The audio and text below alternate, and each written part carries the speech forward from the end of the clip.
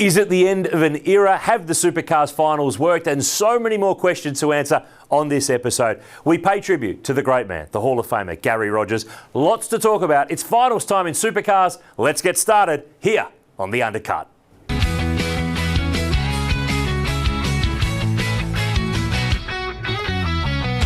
It's time for another show. It's time for The Undercut, once again proudly brought to you by Shell V-Power and the brand new Shell Motorsport Collection. They're available now via Shell OTR and Shell Ready Express. There's 8 cars to collect. More details on that a bit later in the show. City Rural Insurance Brokers once again bring us our classic car, which this week looks at a Holden Racing Team Commodore that some believe was cursed. But on the panel once again are two men who are not cursed, as far as I'm aware. Jack Perkins, James Moffat. Welcome, Undercutters. Great to have you back. Thank you, Noonan. Good to be back. No curses on any cars for you guys over the years? Well, I think I might have driven that cursed car, so if it cost me a result, Noons, it was definitely cursed.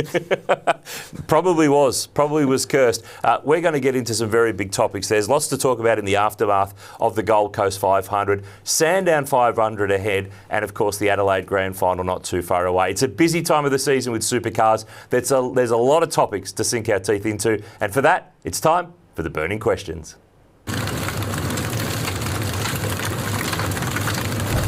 All right, gents, there's a lot to get through here, so let's cover off a few of these. Our first one, is Dick Johnson Racing trying to avoid repeating history? And my question is, in the aftermath of the decision for them to cut Will Davison for next year and promote Ryland Gray from Super 2 to join them, are they trying to avoid repeating history here of what they maybe missed out on in the last year or two? Yes. Yeah, I think what Jack said is probably right on the money there. So they clearly, well, it seemed like they let Kai Allen slip through their fingers. Well, he was in their team. Remember, he wildcarded with Simona Di Silvestro and co-drove with Will Davison, and yeah. So everyone kind of had him sort of penciled in as being there, and then he wasn't. So, you know, seeing the success that Kai has had this year, 5 podiums in his rookie season, that's probably been hard for the DJR upper management to watch. But picking up Ryland Gray, you know, he's in the box seat to win the Super 2 title in only a few weeks' time at Adelaide. So he's arguably very deserving of an opportunity, and to be stepping into Dick Johnson Racing, it's a great opportunity for him. And I wish him all the best. Jack, does this decision to you, which I think caught a lot of people on the hop because Will Davison has a contract for next year, did you feel that was a bit of a shock, or was this a long time coming? Yeah, I mean, it's hard to know. I guess maybe if Will Davison won on the Gold Coast or won an endurance race, that maybe the situation might have played out differently. Obviously, it's a very results-based game. But yeah, you don't know what's been happening behind the scenes and how long it's been happening for. But I think further to your question, you know, they had Kai Allen in their stables last year and someone decided he wasn't good enough. So Groves have certainly taken the most of that opportunity. Kai Allen sitting P6 in the championship, and you know, DJR felt that they needed to make a change. So you know, the proof will now be in the pudding. Determines, you know, how good Ryland Gray goes in his rookie year. The reports were that Ryland Gray had agreed and signed to a co-driving deal, and perhaps with a wildcard element for that for next year. But somewhere along the line, that clearly changed at DJR, where they went, well, they don't have to make the argument, I wouldn't have thought, to say that we had to do this to get him. They already had him by the sound of it, but they made the decision to make the swap and to insert him into, I was going to say car 17, but I think we'd probably expect Brodie Kostecki becomes the custodian of that famous racing number for that team. But one of those situations where Ryland Gray's being thrown to the wolves here. This is a very big year, and they're going to have to back him here. They can't, so if he doesn't perform straight away or in the first year or two, this has to be a long-term play. They can't get impatient on this. Yeah, absolutely. And, you know, so that's on the team now to back in Ryland, give him all the support that he needs, the structure around him. He's obviously got a great teammate now in Brodie Kostecki, and I'm sure that Brodie will welcome Ryland and want to see Ryland go as well as he can. So, you know, Brodie, to me, seems like the type of driver that really will embrace the fact that they need 2 cars up the front of the field, fighting, working together, you know, trying to take on the rest of the field. So, yeah, it's exciting. You know, I like to see the progression of Super 2 drivers. You know, it would have been a shame had everything goes to plan for Ryland, he wins a Super 2 title and then he doesn't end up in a drive. I don't think that would have been right when you see other guys stepping up. But look, great opportunity for him, and like I said before, really wish him all the best. It did really feel like all year that perhaps the jungle drums were beating for or against Will Davison here, and as you guys mentioned, on-track results are the thing that everybody looks at. The result sheet is kind of the thing that a lot of people judge by. There's been a lot of stuff that we've seen with that car go on over the course of the year. The bend where the wheel fell off in qualifying. Tony D'Alberto had a couple of errors in the endurance races which didn't help. So it's one of those situations where once those things start to flow, it's really hard to sort of stop the tide and turn the ship around. But let's take a moment to just ponder Will Davison. I mean, he starts his 600th championship race at Sandown, so that's got to be absolutely appreciated and applauded. He's just the 5th driver to make 600 races, and looking down the sheet of the stats, we're not going to celebrate that stat for a little while. There's a lot of guys who are a long way off getting to 600. Do you guys feel he's been maligned, particularly in more recent years? And once guys get the other side of 40, there's kind of this surge against them. Unless they're winning the championship, it's pretty hard to stop that conversation about their age and their lack of results. Well, it's tricky, Noons, because obviously in sport, age becomes a factor in an expiry date. But I often say, especially now that I'm approaching 40, that the car doesn't know how old the driver is. So ultimately, when the results aren't coming, like you've said, that then creates questions about why the performance is not there. But you're spot on. Will Davison needs to be celebrated for his career, and getting to 600 races is no mean feat. A 2-time Bathurst winner, second in the championship back in 2009 or 10. So didn't get the championship done, but has always been there or thereabouts, especially over the last 10 or 15 years. So it's a testament to him to get this far in a career. And I'm sure it's not over for Will. He'll definitely become a co-driver if he doesn't land that final seat that hasn't been announced at BRT.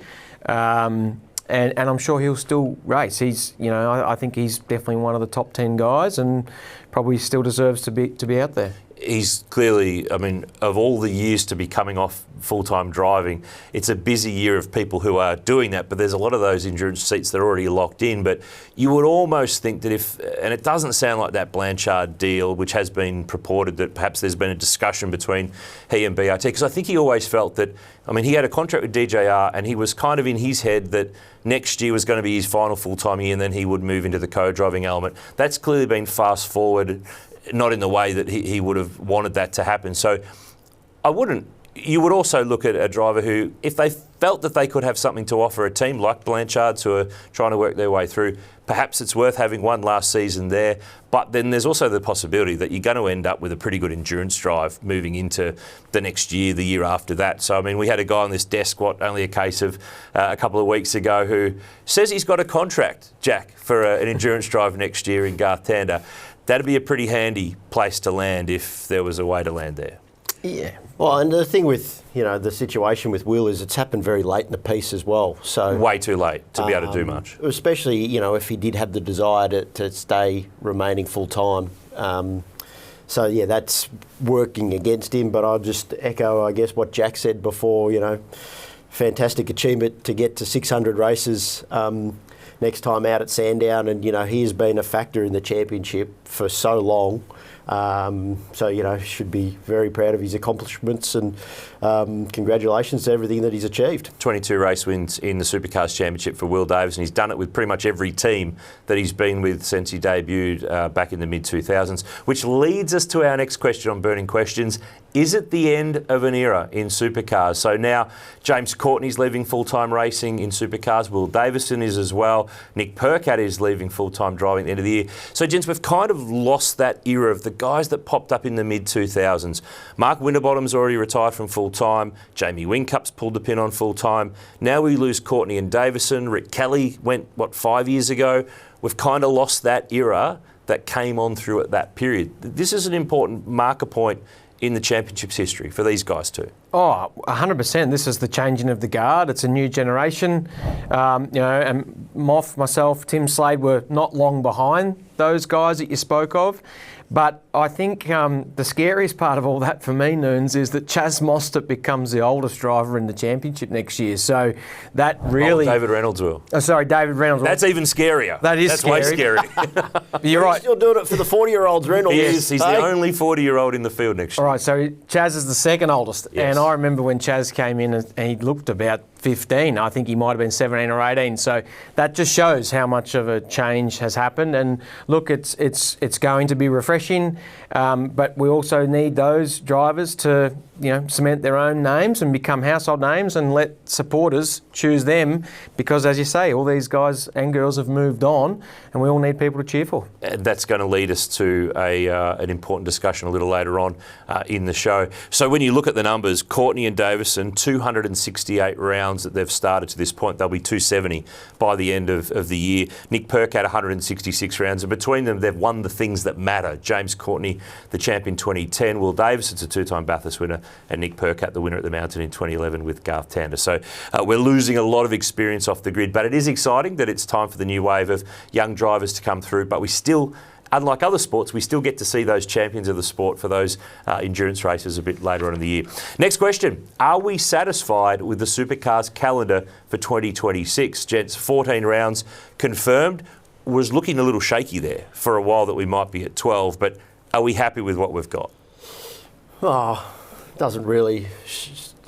It's not frothing, Moff. Not frothing. Doesn't scream excitement to me. It's sort of much the same, isn't it? Apart from, an extra race in New Zealand, really, back-to-back weekends there. So, but it's better than the alternative.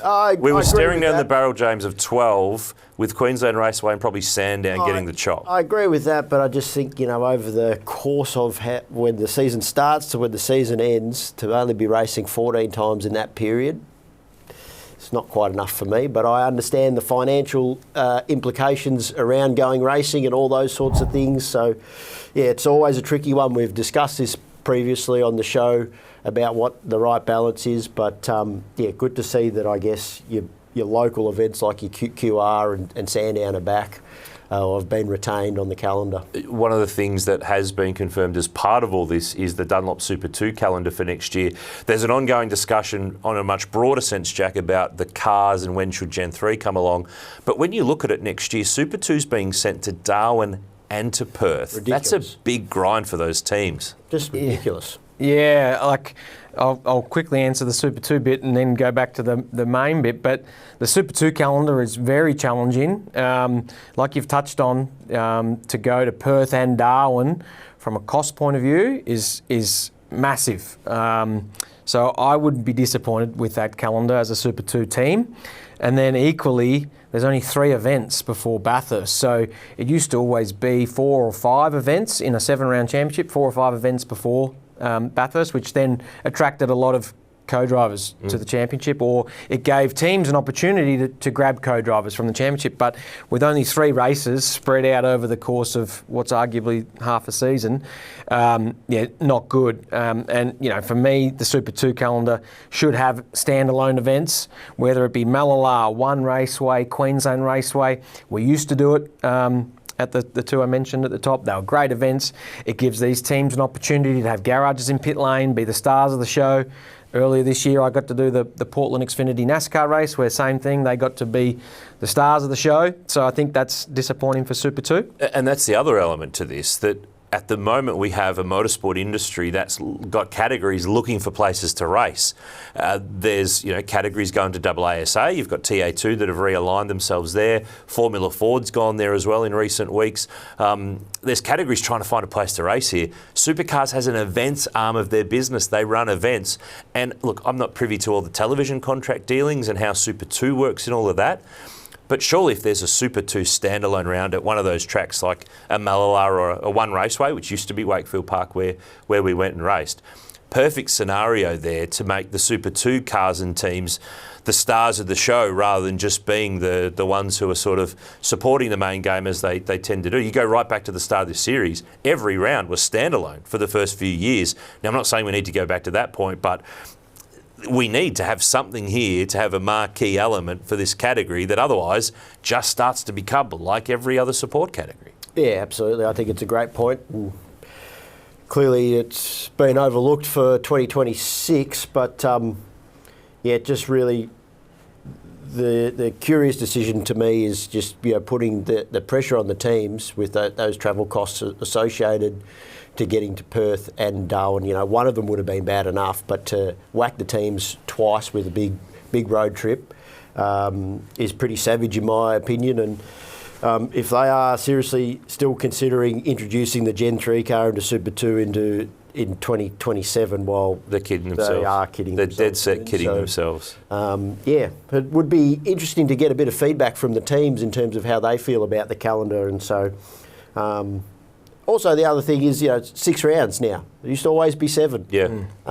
So, they've dropped around, which is, again, further to the point that we've been discussing. Why not have that additional round as a standalone or something like that? Well, yeah, and I think if you were to change one of those events, the costs associated with Darwin and Perth would actually free up more money to spend on more events that were closer to home, right? There are generally travel subsidies involved with those longer form events, we should point out. Yeah. I mean, it's not a case of it's purely on the teams in a lot of instances with those support categories, but it is a long haul and those teams need turnaround time too between rounds, which is another factor. For sure. And then just to circle back to the Supercars calendar, I think fantastic it's going to 14 events. Disappointing that QR and the Queensland teams get a race at their test track and the Victorian teams at Winton don't get a race at their test track. I think that's grossly unfair. But then the 2 New Zealand round, big tick. I've said that before. You go over there once. Logistically, the second event is so easy by comparison to trying to do 2 at bookends of the season over there. So hats off to getting 2 in New Zealand sorted, which was announced some time ago. But I think we need another enduro, and that's not just because I'm a co-driver. I was going to say, do you want another paycheck? Well, I think the way we look at the sprint season, the Endurance Cup and the finals, we all know we need more racing. So having only 2 races form part of the Endurance Cup, I propose Queensland Raceway as a 500k race. We bring back the paperclip 500. Yep. Then go to Tailem and Bend. Wow. Then go to Tailem and Bend for another 500k race and finish at Bathurst. 3 races, Enduro Cup. Thank me later. Right, we will. Thank you later. Let's see how that all unfolds. Next question, boys, to move on to, and this is a very important one. I'm going to answer it straight away.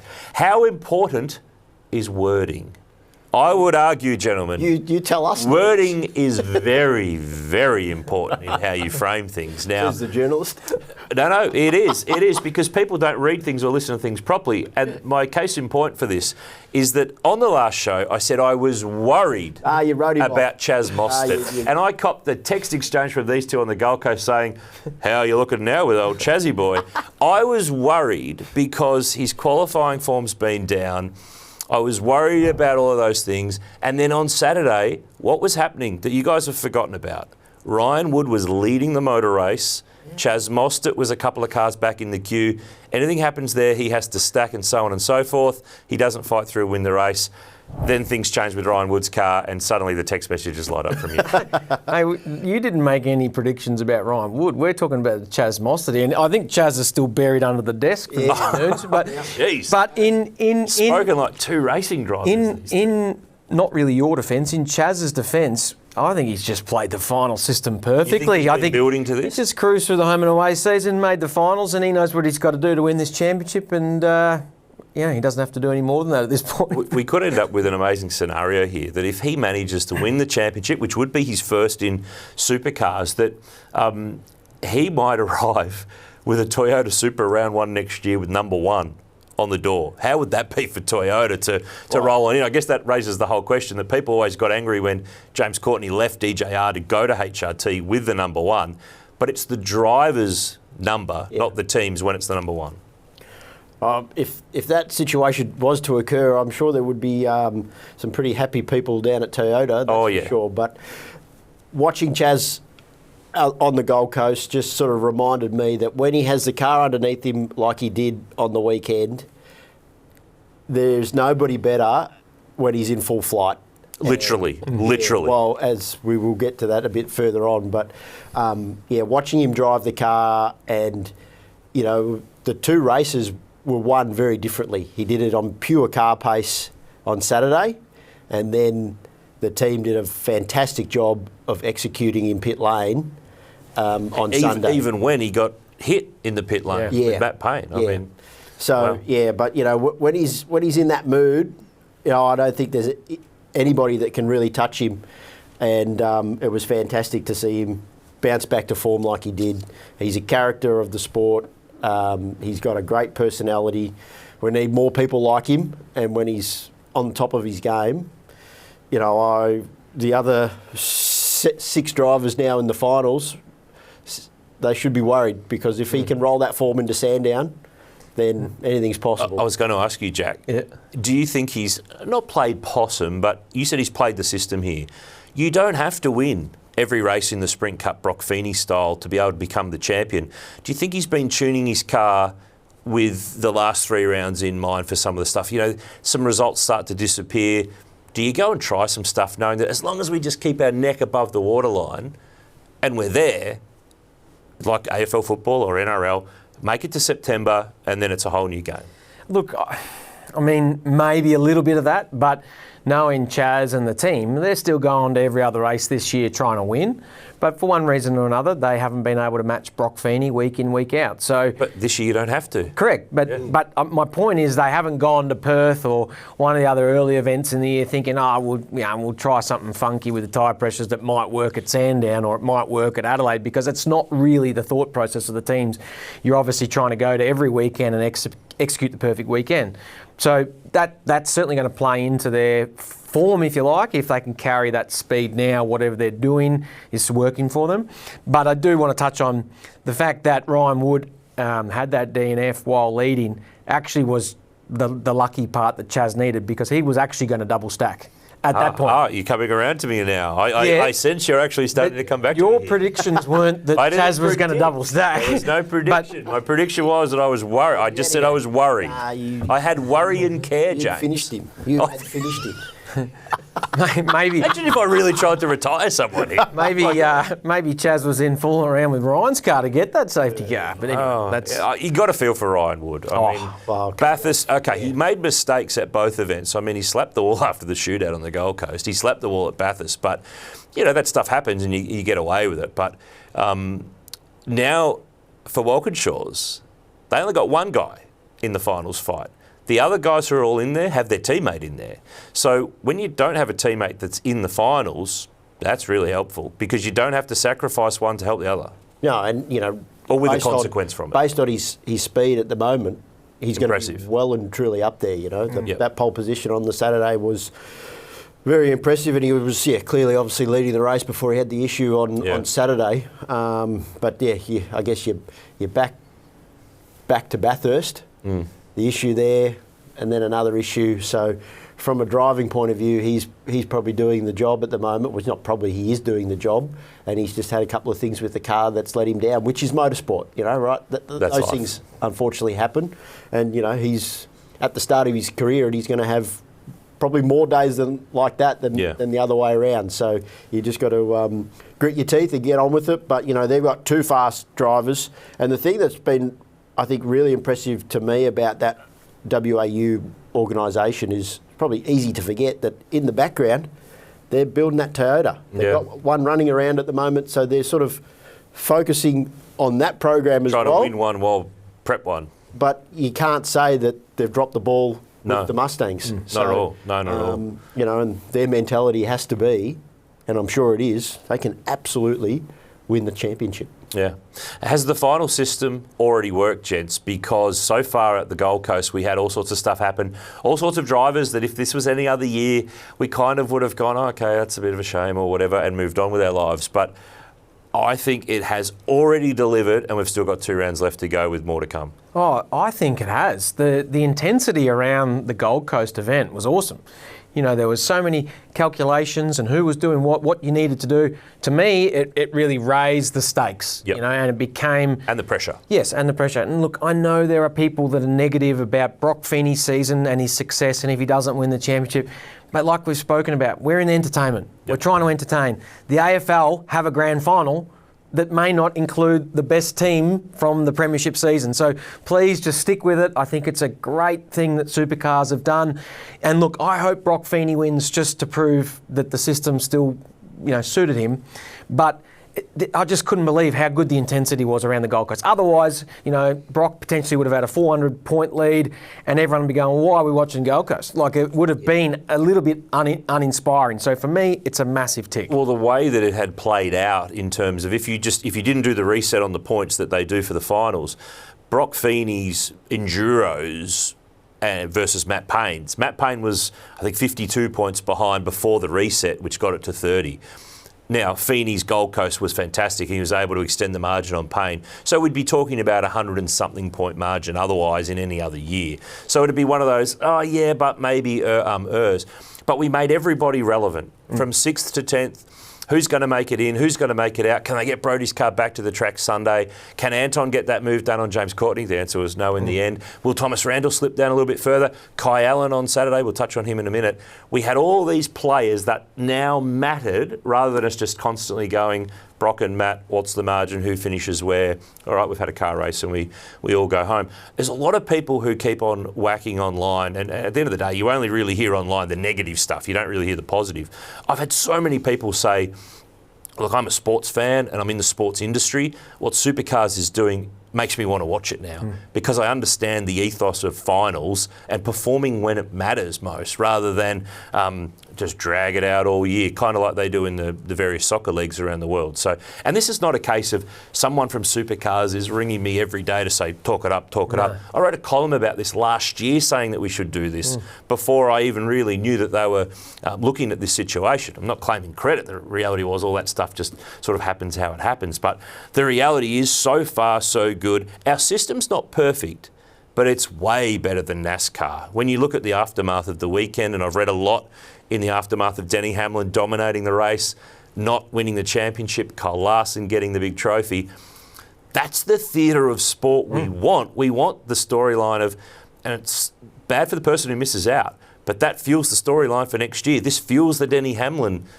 career story moving forward, the thing that he hasn't won, and he might not win with the backdrop. He's bluing with NASCAR. His team's having all those legal dramas going on there too. So for me, I think for all of us, it's a big tick. The thing that leads off the finals and is a little bit of something I know you guys wanted to mention, we had that exciting visual of the cars launching through the chicanes and bashing over the curbs and literally taking off. Some would say that's not car racing, but where does that, you might not pay for that on the Gold Coast. Do you think, Jack, you might pay for that at Sandown or Adelaide with something that's happened to a car that isn't clear until it goes wrong after bashing them around? Yeah, like I watched obviously the Gold Coast, worked in the broadcast, and I can accept that the footage went right around the world of the guys jumping the beach chicane, and it looked great, and everyone thought it was entertaining. But from my point of view, yeah, I didn't like it. The cars aren't really designed for stadium super truck jumps like that. So further to your point, I think, and it would then exaggerate the finals situation even more. But things will be fatiguing, cracking, breaking, bending, and they might not show up until Sandown, Adelaide, where Brock Feeney, Chaz Mostert leading the race, and something's failed as a result of the stress that went through those cars at the Gold Coast. And like I accept that the videos went around the world and there was millions of views and everything, and it was great, all good, but the cars aren't designed for it. And like I said to a few people, if Juan Manuel Fangio is the best race car driver in the world, if he wrote a book on how to drive a race car, none of that was in there, because it's not race car driving. It's just hit a bunch of curbs as fast as you can and pray like hell you get out the other side.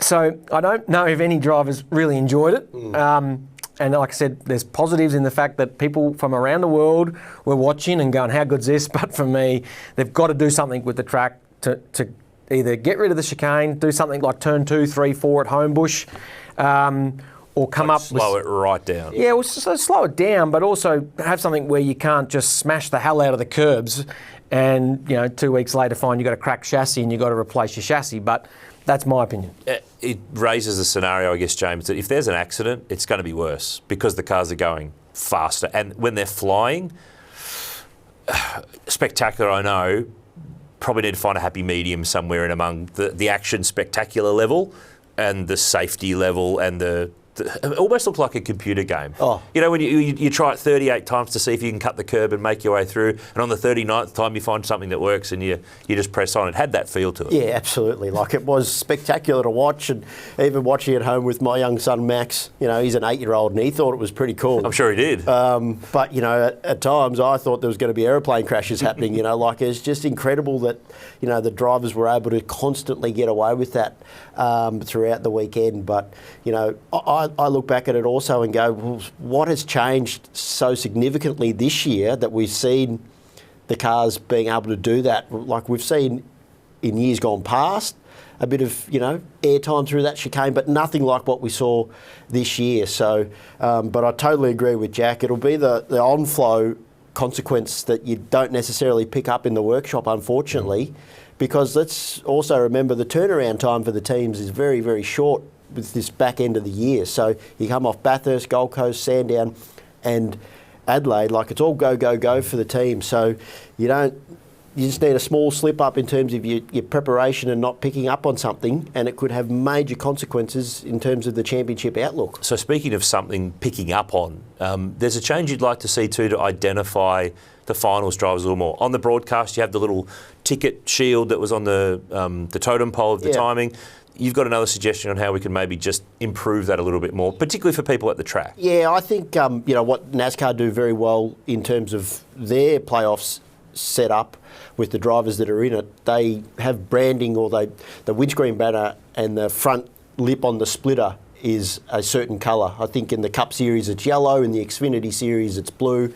So I think maybe that was a slip up in terms of, you know, it's one of those things, you get into the first race of the finals and you from a broadcast and championship point of view, you've probably got to find a way to identify those drivers that are in the finals, and the totem, the little shield or whatever they had on the totem probably worked to a certain extent, but maybe to some uninitiated people, a bit confusing as to you look at that totem, you're like, oh, what's that little shield next to that driver's name? So they're just, I guess, the little teething problems. Tweaks. So maybe something that the Supercars guys can look at for next year. One thing for the Gold Coast that you definitely wouldn't do is make those colours be on the mirrors, because let's face it, the mirrors don't last very long at the Gold Coast 500. Our next question, is Kai Allen making it through the finals to this point a shock for 2025? What a story this young guy's been. If you'd said at the start of the year to me that he'd finish on the podium 5 times in his rookie season, that he'd get into the finals to begin with, that he would survive the first round on the Gold Coast and be in the final 7 going into this one, I would have said, wow, that's an impressive year. It won't happen. It can't be that good. But it has been. It's been stunning. And I think what has probably made it even more impressive, and it was spoken about a lot over the weekend in the broadcast, is Kai hadn't driven anything at the Gold Coast. A couple of times. It got mentioned plenty of times. But I think that probably makes his performance on the Gold Coast even more impressive. You know, to roll up there for the first time, not having raced anything around there. But then also full credit to the team on Saturday. They took another punt with strategy, you know, played the fuel game. They executed it in the pit bunker, but Kai obviously drove incredibly well, managed that situation like he's been driving for 10 years, not in his rookie season. So, look, I'm with you, Noons. I'm surprised that he got through. But based on his year, if you sit back and look at it, it's probably not surprising as well. So, you know, the reality is he's a factor to get all the way to Adelaide, you know? Yeah, I agree. And we spoke about Chaz Mostert playing the system well, you know, winning at the Gold Coast and, you know, potentially winning in the next few races. This is no different. Kai Allen's, you know, playing the system to his advantage, and he's done what he's needed to do. He's earned his spot. Yeah. And I think if you look back at some of the other rookies in this century, I think we haven't gone to the ancient past. Well, you know, you take out Lowndes and Murphy and some of those guys in their rookie years in the last century, but in this century, Brock Feeney's the pick of them in his rookie year, P6 in 2022 championship, and then beyond that was Scott McLaughlin, 2013 P10. So Kai Allen's currently in great company. in P6.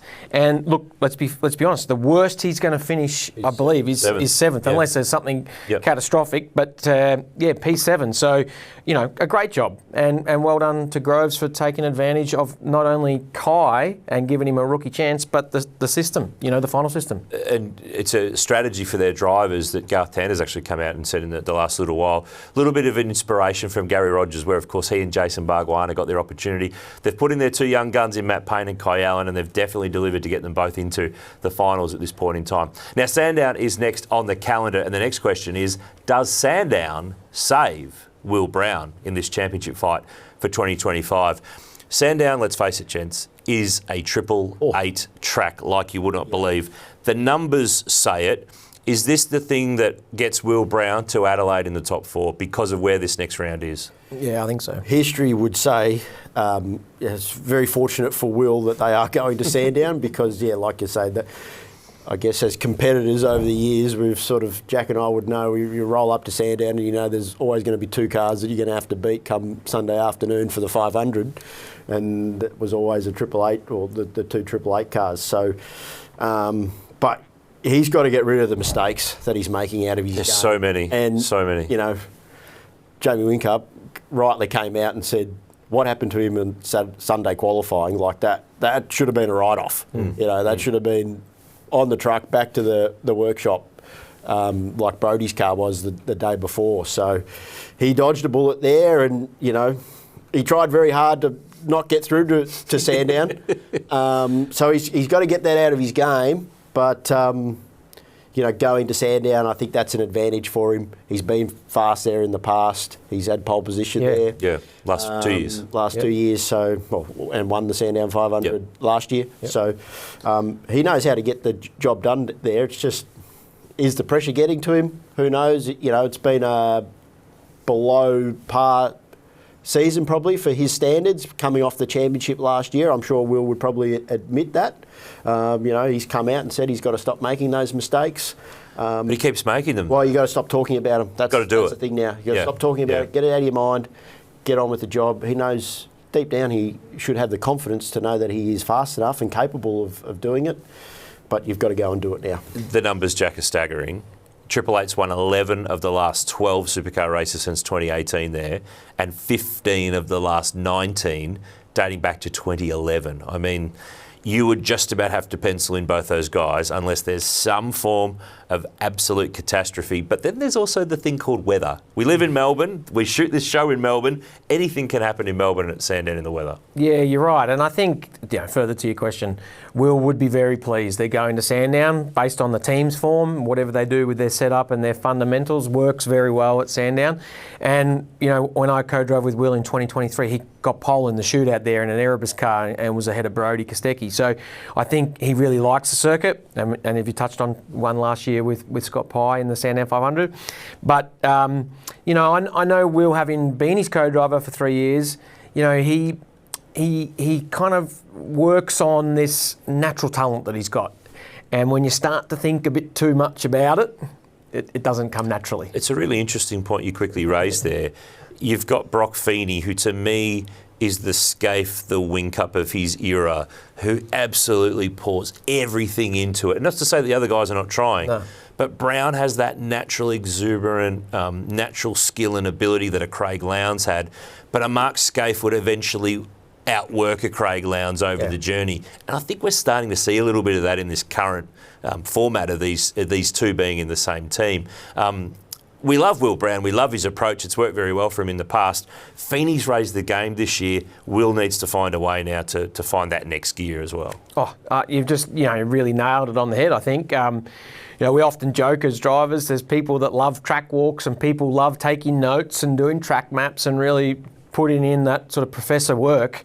And then there's guys that don't. And not to name and shame them all, but there's certainly, it becomes a point in time where that ends up making a difference. It doesn't make a difference to the car preparation and the reliability, but it certainly makes a difference to what the driver can and can't control. So, look, I really want Will Brown to rebound. He's a champion of our sport, so we don't need to write him off. But this finals format really has played into his wheelhouse in his current form, because if he has the best weekend of his year at Sandown, makes the Final Four, he can go back-to-back champion. Like, let's not forget that. True. So, I'm still going to suggest that he's going to go right through, and Sandown's where it's going to start for him. I love this episode because there's so much to chew through at this time of the year that otherwise in other years we probably don't have this much to get stuck into without this finals format. Now, speaking of formats, is the Sandown format right? We're going to have a 500. It's not the 500 that we know and love from over the years being the Enduro and the two drivers. It's two lots of 250 kilometres, one on Saturday and one on Sunday. We go from the high energy of the Gold Coast. We'll finish on the Adelaide, couple of street circuits. Sandown, we go back to regular racetrack mode here, guys. And this takes me back to those days of those V8 Ultimates. You remember those? There was a 96-lap race that Marcus Ambrose won, and I think we were all just about Gonski by the end of lap 40-odd. After all that energy and enthusiasm, we might need the weather to save us here with this format. What would we change? Can we tweak this up for the future? Well, first thing, if we are, I guess, referring to it as the Sandown 500, I've got a bit of a problem with that because yeah, I do too. As a traditionalist and as a kid that used to sit in the grandstand watching the Sandown 500 as a two-driver lead up endurance race to Bathurst, that's what I associate the Sandown 500 with, and I appreciate it might be two 250k races. But it's misleading, isn't it? That obviously adds up to 500, but yeah, I think it is misleading. So, would you like to see two short, sharp races maybe on Saturday and a bigger? I think so, potentially. Just because, I'm not sure how the 250k races without weather being involved will play out across the 2 days. So I think there was maybe an opportunity to, two shorter races on Saturday. But does Tyre Egg come into this year because of the style of track it is now? I think with the new soft tyre that we've seen this year, it seems pretty good. The degradation or tyre wear isn't as bad as, it has been on previous compounds of tyres. So, look, I hope we're sort of watching races unfold like we did the Saturday of the Gold Coast. That would be fantastic, action all over the place.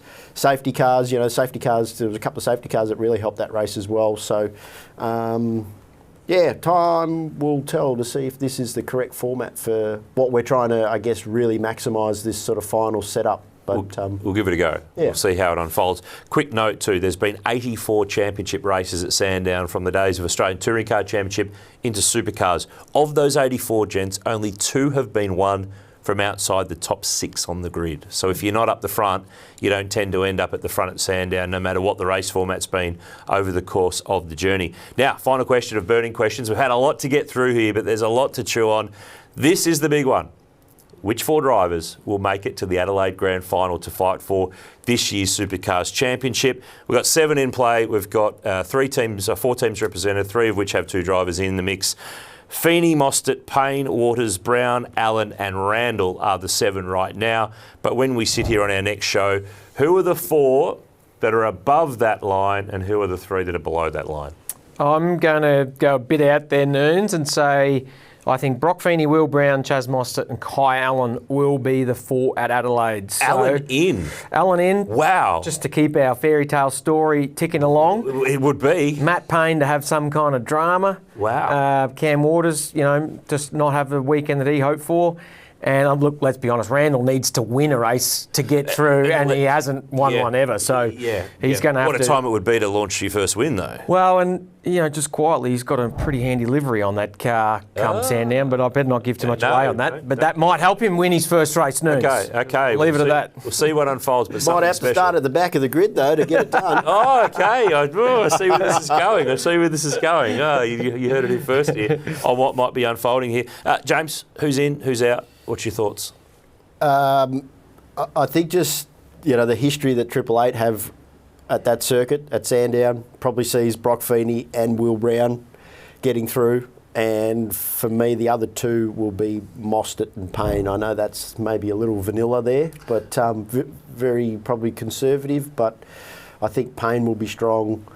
Mostert will be still firing on all cylinders after the Gold Coast. And is always strong at Sandown. So, I think something. Cam Waters obviously they just look out of puff. He's obviously definitely a chance, but and Cam is always quick at the goal at Sandown. Sorry, I don't think the one lap pace will be an issue for Waters and Tickford there at Sandown, but it might just be the race pace that is their sort of question mark if they have any question marks going into the weekend. But there's just something amiss at the moment down there at Tickford, I think, particularly with Waters. I thought he would have been a bit stronger at the Gold Coast, and that's based off the form that they've shown at that circuit over the last couple of years.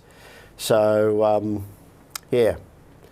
I'm going to join you in Club Vanilla, by the way. They're the four that I've got as well. Feeney, Mostert, Payne and Brown for me to make it through to Adelaide, but we will see what unfolds. But as always here on The Undercut, the burning questions always deliver some answers. Whether we've got them right or wrong, time's going to tell.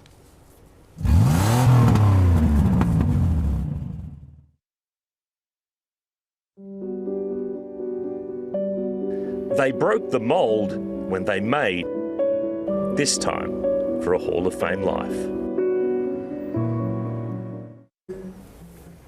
Garry Rogers, a legend of our supercars game and of Australian motorsport. We farewelled him at his funeral this week, gents. A beautiful job there. Liam Berkeley from Supercars Media, who edited that piece, did a really beautiful job to encapsulate. Well, there was a lot of content to choose from. Let's put it that way, with Gaz and with the dress-ups and the racing from over the years and the family stuff. But tell me about this week with his funeral and the last week or so. What have you taken away from some of the stories that have been told, some of your own reflections, some of the stuff that's come up in the aftermath of his passing? Well, yeah, first of all, Noons, I thought you did a great job with that piece as well, so congratulations on that. I've watched it 4 or 5 times now. I think it's bloody good.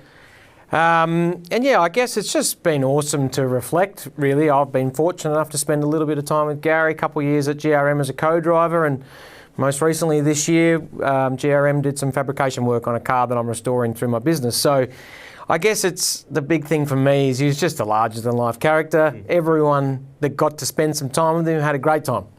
And, it's the character that he was that we're all going to miss. And there I am as a young bloke. We dragged Gaz out on the track parade in 2013 at Bathurst, which was really cool. Well, it was the 50 years of GRM, and they're 2 years that I'll cherish in my racing career forever. Did you manage to escape, or is that the worst dress-up that you had to go with in terms of the 2 years, 2012 and 2013? Well, it was funny that we were at the Gold Coast when the news came through about Garry's passing, and it made me remember those bloody race suits he got us to wear on the Friday. So he was always Loud Shirt Friday. Yep. On a Friday at the Gold Coast, and the team used to always get some Hawaiian shirts and stuff, and that year Garry had organised race suits for the 4 of us just to wear on a Friday. And when we put them on for the first time, we're like, what are we doing? There's no sponsors branding on them or anything. Check that out. Unlike Garry, though, to spend the money on the suits I know. one day. I know that. I can't believe he didn't make you wear them for the weekend just to get his money's worth out of them. And that's the only suit I don't have in the collection because it didn't even have our name on it. I don't know where it got to, but the bling. It's very it was very, very Garry, and when we talk about those moments, for me, Garry was actually the first team that I drove for where I got paid to be a race car driver, and I'll never forget when Garry rang me to tell me I got the co-drive, and I was like, man, that's awesome. Thanks so much, Garry. He's like, righto, enough of that. Carry on. We don't need to celebrate it yet. You haven't raced for us. And like every phone call was 40, 45 seconds with Garry to the point. And there's just, I'm really proud to have spent some time with Garry and driven for him and things like that. It's really cool. A Garry Rogers phone call, if you weren't initiated to the world of Garry Rogers, was very, very blunt. It was, hello. Yes, straight into there was no lead up, there was no how are you, there's no how's your family, there's no what's going on today or how's the weather. Straight into it and straight out of it, bang. He'd hang up before you even realised the call was over. But that was him, and you know what, once you got to know him and know how he worked, you totally were fine with it because it's just how the guy rolled, and he rolled unbelievably well, James. Yeah, he did. It's been a tough few weeks since his passing, and he's touched many, many people, not just in motor racing, but in life in general. So he used to use the phrase, you're a beauty, or he's a beauty, or she's a beauty, and he was a beauty. You know, that's the best way I can describe him. So like Jack, very honoured to have raced for GRM, and I'm proud to say that I have been a GRM and I am still currently a GRM driver. And yeah, he's just a fantastic guy. His generosity was incredibly humbling, and he helped so many people in so many different ways, in not just racing but outside of racing as well. And he had plenty of passions. He was hugely successful outside of racing, and I think it's easy to forget in our motor racing industry that people like Garry just don't come along every day. And you know, I struggle to see that we'll see somebody else like him ever again, to be honest. Even if you just want to look at the simple facts of the investment that he made with the S5000s just, you know, over the last few years, like nobody else was willing to take that on, and how that category has ended up, rightly or wrongly, it only happened in the first place because Garry was prepared to have a go and give it a crack. So yeah, I'll miss him a lot, just like a lot of other people, and his funeral was as good as a day like that could be. So it was on brand, yeah, wasn't it? It was even to the point where I was sitting up in the very back row, and then I heard people sort of laughing as the coffin started to be taken from the church. And I thought, I couldn't quite see. And then it became apparent that the licence plate, the Hoon licence plate, was bolted to the front of the casket, which was so Garry for that ultra. I mean, he even went on a current affair with that story about the drama he had with that Rego licence plate with Vic Roads here in Victoria. It was great stuff. And one of the things that occurred to me again, because we saw so many of the current GRM crew there, former GRM team come back to say farewell and to join people. GRM, you got to get a nickname. That was the Gazza thing. What did you escape? I don't remember ever hearing you cop a GRM nickname. No, and Garry couldn't quite come up with one for me for whatever reason. And the year in 2013, every crew member got a round on the car with their sticker as their cartoon on the wing end plates, and I never got that. But we used to laugh about how he kind of couldn't come up with a nickname for me. But yeah, when the flight itinerary would come out for the team and it was their full names, I had no idea who the crew were because Gypsy and Stiffy and Krusty, like I didn't realise what their first names were. Squiddy, there he is. Those guys there. So Squid is Mitchell Feeney. Yeah. Nobody would know who Mitchell Feeney is. And Gypsy's Jeffrey Marshall. Yeah, the first time I saw that, I thought, who the hell's Jeffrey Marshall? He's only been there for 25 plus years. James, you picked up, I mean, you had two eras at GRM. You had your full-time supercar period and then the more recent period with the Trans Am stuff and the like. But it took a second go to get another nickname though, didn't it? Yeah, so I guess to most people my nickname forever has been Moff, and that's what my nickname was to begin with when I was first went to GRM, or first began driving for GRM, and then more recently with my building activities outside of racing, Garry quickly named me Bobby, after Bob the Builder. So he was the only person to call me Bobby. So I'll miss hearing that from him. So yeah. So much fun, so many stories, so many more that will be told that probably haven't been told. And there's probably a few that we can't tell you here on the show as well. But what's your favourite memory of Garry? I mean, for those on the outside, I think they saw all those dress-ups and the mucking around on the grid. Monica Lewinsky and Bill Clinton, remember that from back in the day at Winton. But there was, he always had a way, and you can always date. If you don't know the date of the photos or the vision, you just have to look up what was happening in the world at the time, because he always had an answer for something that was going on. But I spoke to Scotty McLaughlin a few weeks ago in the aftermath of Gaz's passing, and he said the sauna at Bathurst in the Volvo days, where they secretly worked on that at the workshop for weeks, building that thing under cover of silence, cloak of darkness type stuff, because they didn't want Volvo to know, because Volvo were very about all the Garry stunts and pranks and stuff. And Scott rolls up on the grid, I think he was row 2 or something, or row 1, wherever he was up the front, and there's a box on the front. Crack open the door, and we saw the photo on that piece before, there's Gaz in a towel. I mean, who else would think of it, let alone actually follow through on doing that stuff? I mean, he's a a character, and I think I said in that package, they broke the mould, absolutely one of a kind. And he's going to be paid tribute at Mallala at the Mallala Homecoming event, which is the next round of the Trico Trans Am Series. A bunch of GRM cars will be there, including the 2000 winning Commodore. Jason Barguan, I think, is going to drive that car. A couple of 24-hour Monaros, the red car, the yellow car will be there, and I think a few other GRM and Garry cars from over history are going to be on site as well. So it's going to be a special weekend at Mallala, the weekend before the Adelaide Grand Final, and it'll be great to get back to the track. And I know it's been a tough time at GRM, but he wanted everyone to go race, get on with it, and press on. Yeah, he would always often say, "You just keep going, get on with things," and that's what he wanted us to do. So, yeah, we will finish the year out with Trans Am at Mallala and Adelaide. So, I'm sure when we get to Mallala, it will be tough for a lot of people in the team, but he would also want us to be doing that as well. So, yeah, we'll race on in memory of Gaz. Press on. It's going to be a big one at Mallala. Next up here on the Undercut, it's time for us to take a look at our City Rural Insurance Brokers classic car. This week, it is the Holden Racing Team VF Commodore that some say is cursed.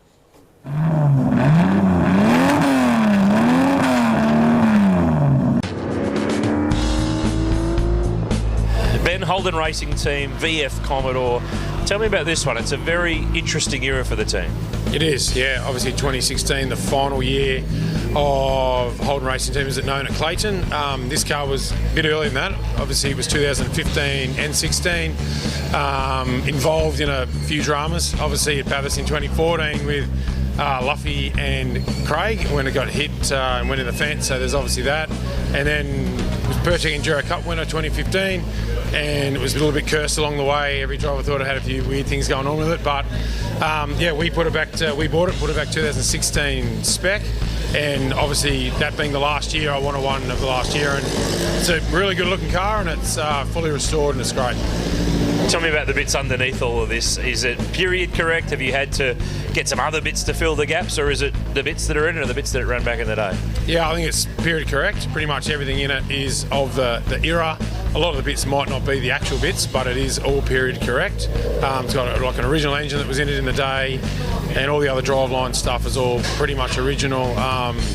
But yeah, I think it's a striking looking car, and I wanted one of the last HRT cars. We got one of the first with the VL, and this being the last, effectively one of the last is the VF. How are you able to know that the engine that's in it is the engine that it ran back in the day? What can you check, and how can you bolt that all together to know that that's exactly the case? Well, as you know, I've got a lot of the history in the books from Clayton that I got over the years.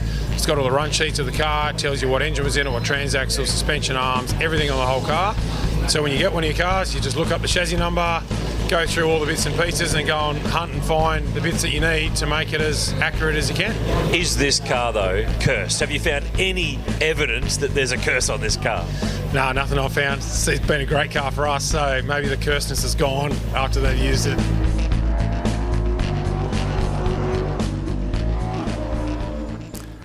A big thanks to City Rural Insurance Brokers for their support of the Undercut. They've been on the scene since 1995, and they can help you with insurance for business, transport, trades, farming, and much, much more. You can grab a quote now. Jump on their website online. It's at cityrural.au, and they can be your insurance pit crew. They are the ones to go to if you need a bit of a hand. It's great to have their support here on the Undercut as we take a look over the journey at some very classic cars. The race is on for the Shell Motorsport Collection. Better be quick. Collect all 8 while stocks last. Only available at Shell OTR and Shell Ready Express. Time to dive into our top 5 fueled by Shell V-Power. This week, gents, we're in the vault for 5 forgotten moments from the Supercars Development Series, and our fans asked for it. We have delivered David Thexton from Mallala 03. Yes, it's timely that we're showing some highlights of Mallala, given that we'll Correct. be there in a few weeks, Noons, with the Trans Am car. These are the days when Mallala... David Thexton, he was in the thick of the action on plenty of occasions, wasn't he, in his driving career? Just a little. This is Oran Park, 2002. Grant Elliott and Craig Harris in a spin. Speaking of good racetracks, Oran Park, God, we missed that place, but this used to always provide good racing. up under the bridge, and he's just got the rears chirped there and taken out Harris in that Castrol Falcon. Jack's just channeling his inner trackside from 2002 there. Oh, he used to love trackside Noons. It was good stuff. Craig Harris there lighting up the Castrol car and getting rolling again. This is Phillip Island. How's this? Steve Owen had about 8 goes at Matthew White, finished him off in the end. He did. Does he get the bank there? Or nearly? Close. So that's Matthew White, who many would be familiar with having a development series team up until a couple of years ago. Not Matthew White, the commentator, Nerds. No, different Matthew White. These two were teammates at Brytech, remember, a couple of years on from this. Steve driving the Sabrec car for Mike Imrie. That's one of the old Briggs Motorsport cars, and he got him eventually. It took a little while to get there, but they managed to get it. Started at the apex and finished off on the exit. Somewhere after that. But Stevie O didn't want him to get out of the corner, did he? That's this one. This is Turn 8 Adelaide. This is Jeff Full in that Sabrec Mike Imrie car. Turn 8. That's nasty. That's a big one. Yeah, that's a big... I forgot about this. 2003, so... That corner had been reprofiled in 02 from memory, Noon, so it's the second year. But look how far the old Watts is hanging out, that left rear, so the old Watts linkage in the back. Oh, that'd be pretty nasty underneath those quarter panels, I reckon. Just a little. Have a look at the pancaking of the left side of that. Nice job by Clyde Lawrence there to manage to weave his way in and around Jeff Full. Of course, big toys, it's his business. This is 03 as well. This is Phil Nichols, the old Dick Johnson Falcon. Look at the rear window explode over the pit wall. That car, I mean, it was destroyed at the time. It's being restored and it's going to come back at some point down the track, but there's a lot of work to do on that one. That was big. And when anyone asks why we have plastic windows in the car, that is a great advertisement. Look at the glass shatter here and the people standing on the pit wall. But yeah, that car is absolutely stuffed. So I imagine that's going to need a fair bit of work to get that thing going again. That is a technical term on our top 5, fueled by Shell V-Power.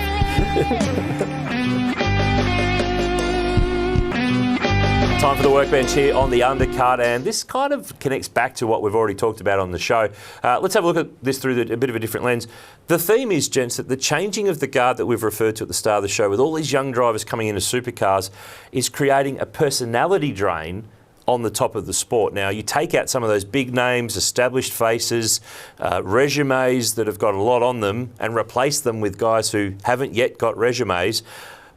Are we in an interesting issue here where who's responsible, I guess, for what comes next? Is this in the hands of supercars to build the new stars, the drivers themselves to take matters into their own hands, the media, the teams?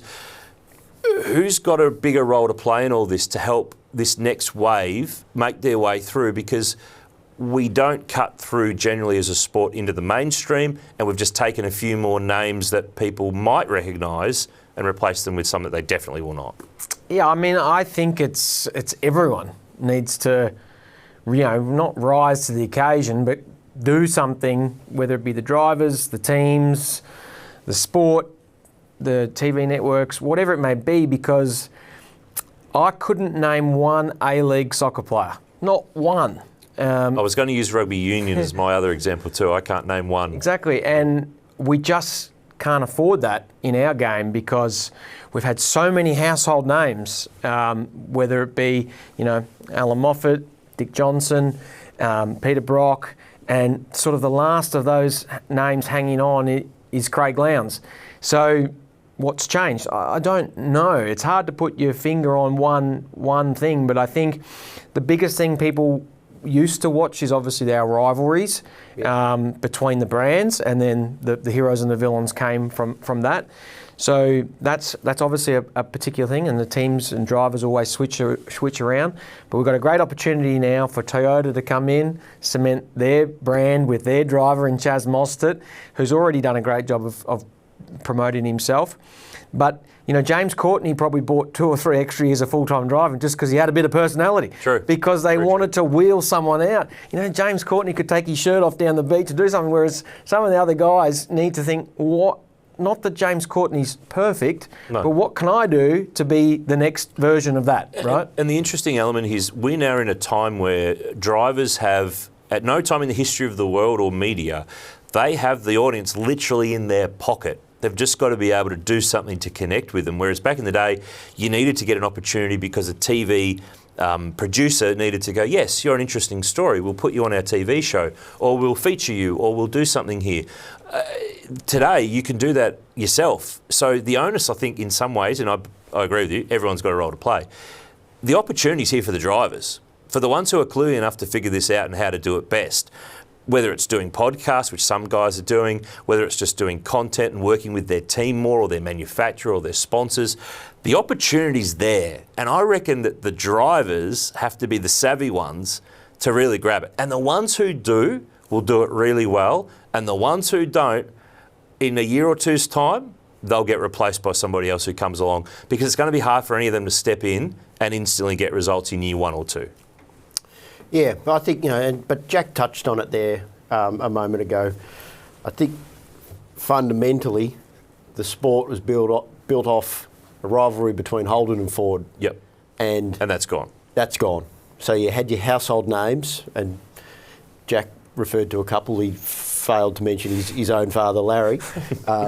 Sorry, in that group of household names, but they created what we see today, and it was built off the rivalry. You're either blue on the Ford camp, red the Holden camp, and then I feel like probably when Jack and I were young growing up, late 90s, early 2000s, you had those personalities. So it's all right to say that they were personalities like your Greg Murphys, Russell Ingles, Mark Scaife, Ambrose. They were personalities, but there was also the on-track rivalries. Yeah. Like Murph and Ambrose, whether they did or not, it was perceived like they hated each other. They did. I can guarantee you they did. Absolutely hated each other, and it was a rivalry on track that boiled over off track on many occasions. Russell Ingall, like he was the villain for.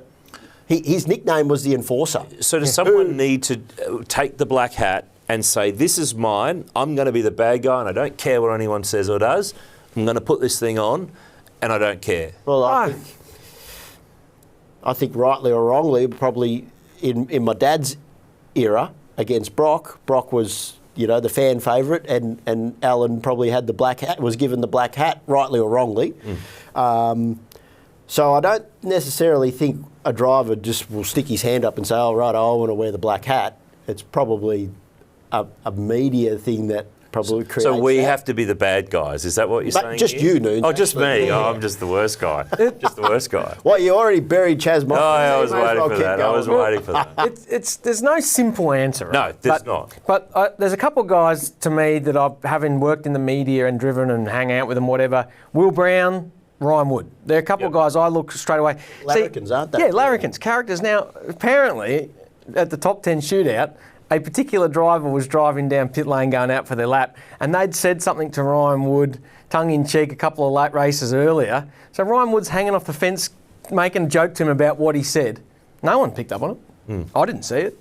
And we're wheeling out footage from 20 years ago of Greg Murphy having a scrap with Ambrose. Why isn't anyone doing it now? I know that it's not what we want to show kids, and there's rules and there's fines, but just go and do it. But do you think that drivers now cop instant feedback from socials and online? Do you think that's where the main element of not wanting to engage in those rivalries comes from? Because a lot of them use the platform for the rivalry, and then the minute that a media or someone else picks up on it or flames the fire a little bit, they don't want to know about it. So it's kind of like you can't have your cake and eat it here. If you want the sport on the whole to grow, you kind of need to cop a few slings and arrows along the way. Yeah, get some thicker skin, I say. No, Yeah, just got to, not really the right expression, but man up. Let's do something. Like, see the bigger picture here.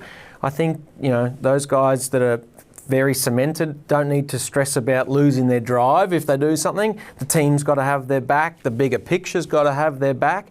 But yeah, like the fact that we haven't had someone have a half a punch on in 20 years, or the Russell Ingall Scaife thing, that's 22 years ago. We need new highlights. We need new versions of those guys, getting a bit of mongrel in them, as Russell Ingall would say, and bring back the entertainment. There. But the mongrel is there. They just don't want to go on and with it and through with it. Well, I think of the current crop, there's probably 2 or 3 guys that I reckon have the right amount of mongrel in them, and that's Brodie.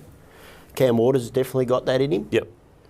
And I think Ryan Wood has definitely got the potential at the moment, the way that he has been. which I think is a good thing. You know, at the end of the day, any successful race car driver needs that element. You know, a mongrel might not be the right word, but you've got to have that killer instinct. And I think there's a lot of guys on the grid that don't necessarily have that. Yeah, and I think the other thing here is that this is an important one for Supercars too, on how they present the sport marketing-wise moving forward here. But they kind of have to pin it on the 5 or 6 guys, because right now there's 15 guys that the general Jobo on the street does not and will not know anytime soon. So you've got to take probably the fact that the next 10 years of championships are going to be contended between Will Brown, Brock Feeney, Brodie Kostecki, Matt Payne, Cam Waters. They're kind of your core 5 or 6. Ryan Wood in the mix too. They're the ones you've got to promote all the time. Promotion is not about giving everyone a go. It's about putting the biggest elements and the biggest news and the biggest people and the biggest potential stars on the biggest stage to push forward. And clearly Chaz Mostert plays into that, and a bit of Dave Reynolds in the background too. But trying to give everyone a go is not the play here, because until they win some races or become someone, you can't do much with them. No, so you've got to go with the guys who are going to be running at the front. Yeah, no good pumping up the guy that's running 20th every week. You know, nobody's really respectfully interested in that, are they? So not yet, yeah, no. But I guess I'll backtrack to the point, and you were a young journalist at the time when, you know, if you talk about Ambrose and Murphy or Ambrose and Scaife, Russell Ingall in amongst all that, Ingall and Scaife, you didn't have to go looking for those stories. They happened in front of you, didn't they? No, but the other thing that happened at the time, James, that doesn't happen anymore, is that in that era, and I'm talking early to mid-2000s, and when I was on the side of a public relations, so I did the PR for Kmart Racing, that time that Marcus came marching down the pit lane at the Gold Coast and gave Rick Kelly a gobful after that brake test situation with he and Greg Murphy. And at the time, media work by team public relations and manufacturer public relations were planting stories, were pushing things out there, telling journos this, telling them that. Race teams and manufacturers now don't tend to have media people. They have social media people. They put their story out on their socials, and that's kind of the limit of it. Yes, some of them do a better job to be able to pick up a phone and tell you something on the quiet, or hey, this is coming, or keep an eye on this. But we live very much in a world now of embargoed press releases for even the most trivial of things that aren't massive news. Whereas back in the day, an embargoed release, which means here's the information ahead of time, you've got to keep it under wraps till X time on X date.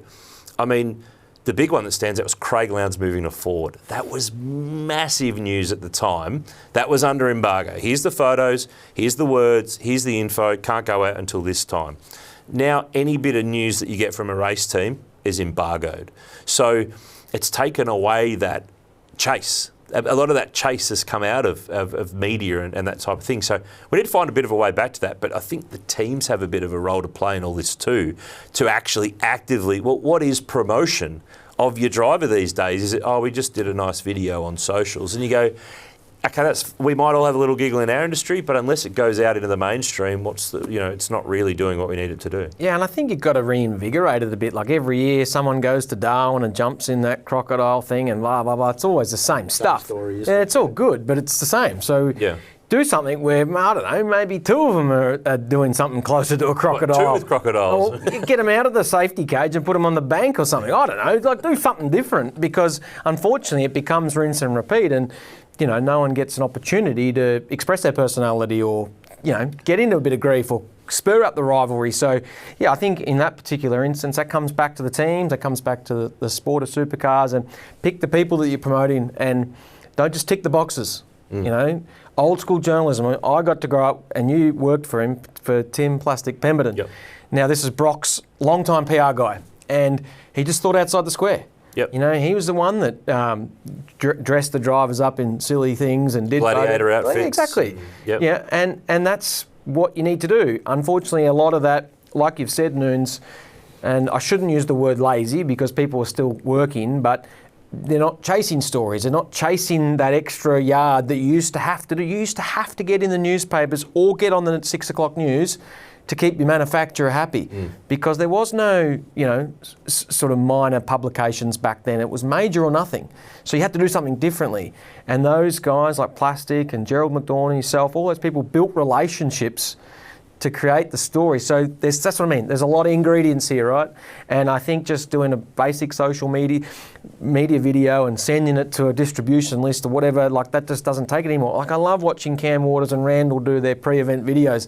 They're taking the mickey out of themselves. They're taking the mickey out of their team. They're taking the mickey out of Supercars, but it doesn't go anywhere. It's just social media. Yeah, it's great content, but it's not making it outside our boundary lines of supercars and motorsport. And they're happy with that, though. It's just a little conservative approach. The little window of supercars fans see it and everyone has a chuckle, but some of that stuff and some of the minds and thoughts that go into that should be spread out far and wide in the mainstream media. And let's get these guys. They're funny buggers, some of them, you know. They actually have a lot of personalities that disappear when the camera comes on. Yep. And that's just the way that it is for some people. But do we need to perhaps, you said we've got to change it up a little bit, do we need to have a beer stop wherever anybody conks out and retires? Because Chaz Mostert stopping for a beer at Bathurst took supercars racing to the mainstream in a way that no other moment of that race or any other race during the year managed to do. It's almost like you do have to script some of this stuff, or at least create the possibility for things to unfold. And it's the go viral type of situation now. But people will be talking about that who aren't supercars fans for such a very long time because he went and did it.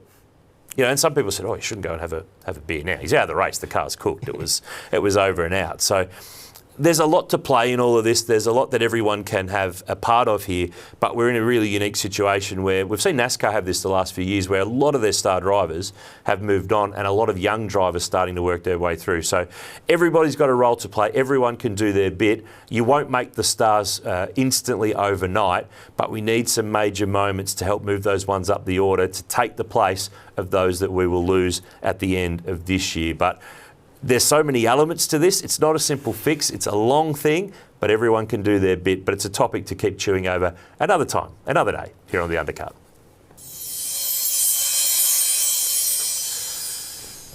Right, guys, it's time to pull the plug on this episode of The Undercut. Time to get through a few plugs for bits and pieces. The Shell Motorsport Collection cars are here on the desk. The Hyundai World Rally car is the latest one out. And I think we've only got left the IndyCar and the BMW Hypercar left to be released in the next couple of weeks. Set of 8, you can get the tin for them as well. They look the part. They've been a real hit again this year, the Motorsport Collection. They look quite good, Noons. Let's have a quick look here. Oh, look you're at that. Going to try to... I was just going to see what diffuser this is. I see where he went with that. I see where you went with that one. Aha. No, these look quite good. I might have to whip into the servo on the way home and get one of these for my young bloke, Noons. That's a ripper. I think you might have to do that. Another thing you might need to get a little later on in time for Christmas is V8 Sleuth magazine, brand new mag. Issue 1 being launched in time for Christmas. There it is on the cover. Craig Lowndes' green-eyed monster have managed to come up with all sorts of background and info. The dude's Diet Coke car as well there, Jack. Perkins Commodore, it's familiar to you. I hope I get one of these sent to me, Noons. I don't have to go fishing through the news agents. This just looks like a good read. I'm sure we might find your address somewhere on our system over the course of the journey. A lot of our followers love model cars as well, and if you want the Bathurst 1000 winning Ford Mustang from this year, you might not be able to afford the big one. You can get the smaller one, the 1/18th. It's available to pre-order now. Comes with the Peter Brock Trophy, the Penrite posters, and also the Pertec Victory Lane board. So some nice additions this year from the guys at Authentic Collectibles to make the number 100 Matt Payne Garth Tander car that little bit more authentic with a few of the extra bits. I'm not sure if there's empty champagne bottles that come with that one as well or not. But Channel 7's coverage of supercars, they will have the Adelaide Grand Final to round out the supercar season, November 29 to 30. 7 Plus. Jacko, you'll be microphoning? Yeah, I'll be looking forward to covering that. It's going to be awesome. I think we've touched on in the show and over recent races. The grand final is going to be awesome. 4 drivers to win with a chance to win the championship, and you'll catch that action on 7. It's going to be a ripper. Can't wait to see how that all unfolds. We might get a surprise champion. James, thank you to you. Good luck in Trans Am Land before we see you next time around. Jack, thank you again to you. Thoroughly appreciate it. Are we going to see your HRT Commodore very soon, by the way? Yes, we are, Noons. It's playing part of the 40th anniversary at Adelaide. So it's 40 years since the Grand Prix started there, obviously in the 80s. And we're taking the HRT car there because it was a 2-time Clipsal 500 winning car in the hands of James Courtney in 2014, 2015. Now, at this stage, it's not myself or James driving that car, but we've got someone that has won on the streets of Adelaide geared up to drive that car. Ooh, interesting. Can't wait to see who that might be. A big thanks to Shell V-Power for their support again this week on the Undercut, and to City Rural Insurance Brokers. Thank you again for tuning in. It's finals time in our own backyard at Sandown. Who's going to make it through to the finals? I don't know. We've got some tips. We'll find out. That's the big question. We'll answer it next time. We'll catch you soon right here on the Undercut.